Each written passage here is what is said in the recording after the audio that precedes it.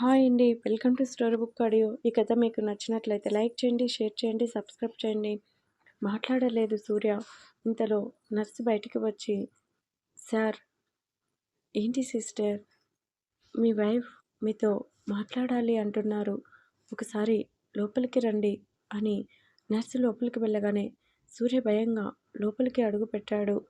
నొప్పితో విల్విల్లాడుతున్న దివ్యను చూడగానే సూర్యకి భయం వేసింది. దివ్య, ఏమండి, ప్లీజ్ మీరు నాతో పాటు ఉండండి. నాకు భయంగా ఉంది. నొప్పిని తట్టుకోలేకపోతున్నాను అంటూ వెక్కి వెక్కి ఏడ్చింది దివ్య. అలా భయపడితే ఎలా అమ్మా? నువ్వు నొప్పిని ఓర్చుకుంటేనే కదా నీకు నార్మల్ డెలివరీ అయ్యేది. ఓర్చుకో దివ్య.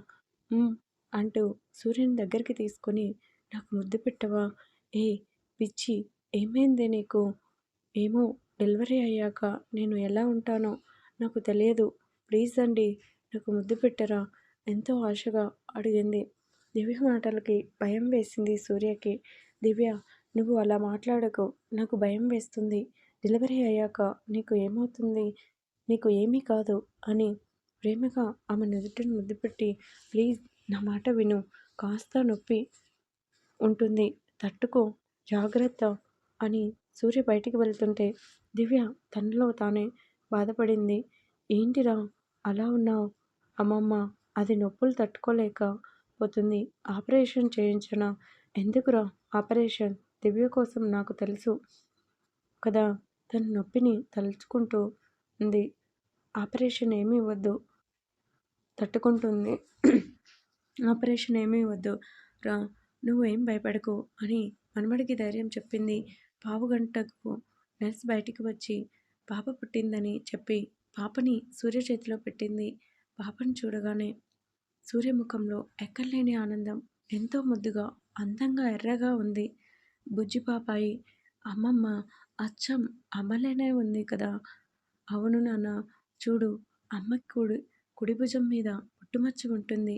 నీ కూతురికి అలానే ఉంది చూడు. అవునమ్మమ్మ అని కంట్లో తడి తుడుచుకుని పాపని గుండెలకి హత్తుకున్నాడు. ఏదో తెలియని ఆనందం సూర్యకి. రే, కాస్త నీ కూతుర్ని నాకు ఇవ్వరా, ఎత్తుకుంటాను అమ్మమ్మ అంటూ చిరుకోపంగా చూసి పాపని బ్రహ్మరాంబాకిచ్చాడు. నార్మల్ డెలివరీ కావటంతో దివ్యన్ రూమ్కి షిఫ్ట్ చేశారు. పాపని పట్టుకుని లోపలికి వచ్చాడు. సూర్య బెడ్ మీద పడుకుని ఉంది దివ్య. ఆమె మనసంతా బిడ్డ కోసం పరితపిస్తుంది. ఏమండి, పాప ఎలా ఉంది? నీ ఆరోగ్యం ఎలా ఉంది దివ్య? ఆమె తల నిమురుతూ అడిగాడు. బావుందండి అని పాపను తీసుకొని, ఏమండి, అచ్చం మీ పోలికలతో పుట్టింటి పుట్టింది. ఎంత తెల్లగా ఉంది మన పాప. చాలా అందంగా ఉందండి అని పాపని ముద్దు చేసింది. నేను అచ్చం మా అమ్మలానే ఉంటాను దివ్య. పాప మా అమ్మలానే ఉంది. నా వల్లే కదా అత్తమ్మ మీకు దూరం అయ్యింది నొచ్చుకుంటూ అంది. నీ వల్ల కాదురా, నా వల్ల అంటూ లోపలికి వచ్చాడు వినోద్. వినోద్ని చూడగానే షాక్ అయింది దివ్య. కడుపుతో ఉన్నాను అన్నయ్య అని మాట అయినా చెప్పకుండా ఇన్ని నెలలు నన్ను బాగానే దూరం పెట్టావు తల్లి. మీ ఆయనకి కోపం తగ్గే వరకు నాతో మాట్లాడకూడదని ఫోన్ కూడా ఆఫ్ చేశావు. దివ్య బాధగా తన అన్నయ్య వైపు సూర్య వైపు మార్చి మార్చి చూసి పాపని గుండెలకి హత్తుకుంది. మీ ఆయన పర్మిషన్ ఇస్తేనే మాతో మాట్లాడతావా దివ్య? మీ అన్నయ్య వదిన నీకు అంత కాని వాళ్ళు అయిపోయారా అని దివ్య చేతిలో ఉన్న పాపని చూసి ముద్దు చేసింది దివ్య. వినోద్ బాధగా దివ్యని గుండెలకి హత్తుకొని ఏడ్చాడు. సూర్య ఏం మాట్లాడలేదు. ఎలా ఉంది మా ఆరోగ్యం? బానే ఉంది అన్నయ్య అని తన అన్నయ్యని వదల వదినల్ని చూసి ఆనందపడింది దివ్య. నీ చెల్లి ముఖంలో ఇప్పుడు సంతోషం చూశాను వినోద్. కడుపుతో ఉంది కానీ తను మీ మీద చాలా బెంగ పెట్టుకుంది అని సూర్య దగ్గరికి వచ్చి, ఇలాంటి సమయంలో పంతం పట్టింపులు వదిలే రా, జరిగిందేదో జరిగింది. వినోద్ని క్షమించు అమ్మమ్మ. తప్పు నాదే. సూర్య, నీ కాళ్ళు పట్టుకుంటాను. నిజంగానే నీ దగ్గర విషయం దాయలేక కదరా, ఎక్కడ నువ్వు ఒంటరి వాడివి అయిపోతావు అని. అంతేకాని నిన్ను మోసం చేసేయాలని కాదు అని వినోద్ సూర్య చేతులు పట్టుకుని కన్నీరు అయ్యాడు. సూర్యకి ఏం చేయాలో అర్థం కాలేదు. సంధ్య ఒడిలో ఉన్న పాపని చూశాడు. నిద్రలో చిన్నగా నవ్వటం చూసి వినోద్ చేతిని గట్టిగా పట్టుకొని, ఇంకెప్పుడు నా దగ్గర ఏ విషయం దాచకు వినోద్. ఏ విషయమైనా సరే నేను అర్థం చేసుకోగలనని వినోద్ని హత్తుకున్నాడు. దివ్య ముఖంలో ఎక్కడలేని ఆనందం. సూర్య వైపు చూసింది. సూర్య నార్మల్గానే ఉన్నాడు. దివ్యకి అర్థమైంది కేవలం తన కోసమే వాళ్ళ అన్నయ్యని యాక్సెప్ట్ చేశాడు అని. సూర్య క్షమించడంతో వినోద్కి ఎక్కడలేని ఆనందం వేసింది. పాపని అందరూ ఎత్తుకొని ముద్దు చేశారు. వినోద్తో ఇంతకు ముందులా ఉండటం లేదు. సూర్య పాపని చూడటానికి ఇంటికి వచ్చినప్పుడు అతనితో మాట్లాడడం, అప్పుడప్పుడు ఫోన్లో మాట్లాడడం, ఎంతవరకు ఉండాలో అంతవరకే ఉంటున్నాడు. పాప బారసాల ఫంక్షన్ గ్రాండ్గా చేశాడు.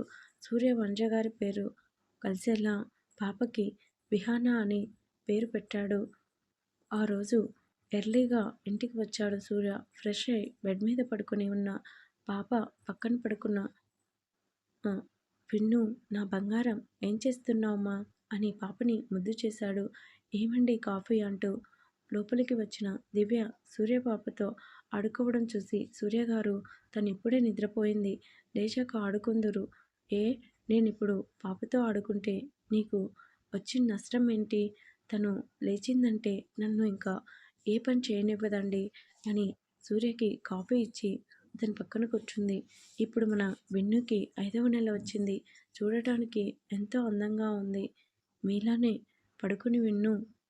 అవును దివ్య అంటూ ఖాళీ అయిన కాఫీ కప్ పక్కన పెట్టి దివ్యని ప్రేమగా దగ్గరికి తీసుకున్నాడు. ఎన్ని రోజులైంది నీకు ఇంత దగ్గరగా ఉండి? మీ అన్నయ్య వాళ్ళకి ఫోన్ చేశానా? చే ఎలా ఉన్నారు సన్నీ? అందరూ బాగున్నారా? అందరూ బాగున్నారని కాసేపు ఫ్యామిలీ విషయాలు మాట్లాడుకున్నారు. పాప నిద్ర లేచే టైం అయింది. నేను ఫ్రెష్ అయి వస్తానండి. అబ్బా వెళ్దువు కానీ కూర్చో అని దివ్య నడుం దగ్గర చేయి వేసి ఒక్క ముద్దు ఇవ్వవే. చాలా రోజులవుతుంది నిన్ను కిచ్చేసి. ఇప్పుడు ఇలాంటివేమీ కుదరవు. చంపుతా. పిచ్చి పిచ్చి వేషాలు వేశావంటే ఇస్తావా ఇవ్వవా? రోజు నన్ను అడిగే అన్నీ తీసుకుంటున్నారా మీరు? ఎప్పుడు లేనిది కొత్తగా అడుగుతున్నారు. నా ఇష్టం. నాకు నచ్చినప్పుడు తింటాను, తీసుకుంటాను. అప్పుడప్పుడు పర్మిషన్ అడుగుతాను. ఏం చేస్తావు అంటూ దివ్యని మీదికి లాక్కొని కిచ్చేశాడు. నిద్రలో ఉన్న మిన్ను చిన్నగా నవ్వింది. సూర్య దివ్యల ప్రేమ మళ్ళీ మొదలయ్యింది.